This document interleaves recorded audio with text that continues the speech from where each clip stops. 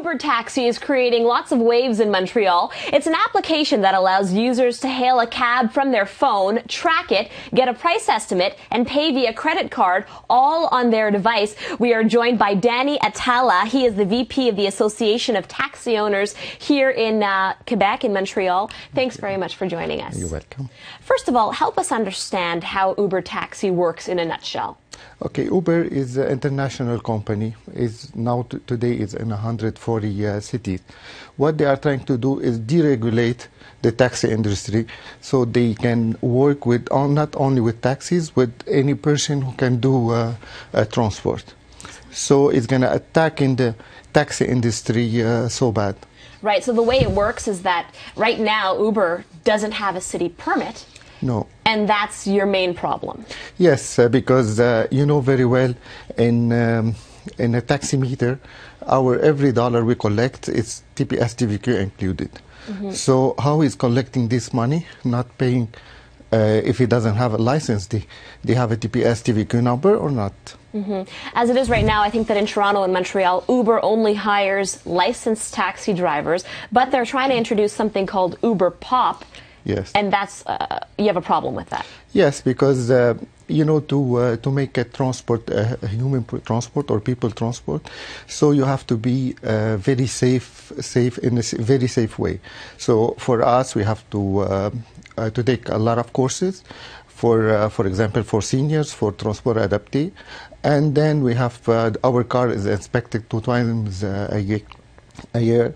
So working with any person just like that, it's I think it's a questionable transport. Right, because UberPop would mean that they're hiring the average Joe out there as long as they have a new car, and making it possible for people to have them pick them up. Yeah, it's like let's say at night, okay, if it's, for example, going out from bars, so how are we going to be sure the person is sober, is not drunk, or he didn't have any drink? Because for us, it's zero tolerance. So we respect our industry. We work so hard for it. We don't take any chances.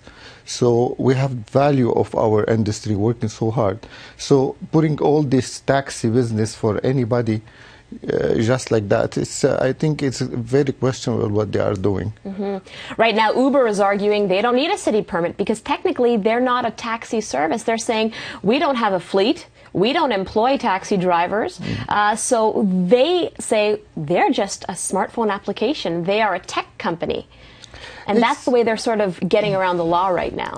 Yeah, it's like somebody is testing the system. The system is right there to protect everybody, to protect. That's why we have all the regulation. So if, like, I have an IT company, I can sell, for example, drug or houses or arms, whatever. So why for them it's good not to have a license, not to be applying the law? And since we have all this regulation for the taxi, and the taxi is, you know, safety is #1 in our job. So what's the Taxi Association going to do about it? Well, for now we're going to send letters to the government because we have nothing to do with Uber. So we have something to do with the government. If they have enough law for everybody, or the law is only for the, you know, we have one law, 2 measures, one for the poor, one for the rich. So we're going to test the government to see how they're going to react facing the Uber. So if we have enough law to stop it or not. So we are waiting to see the government and working with the city officials to join the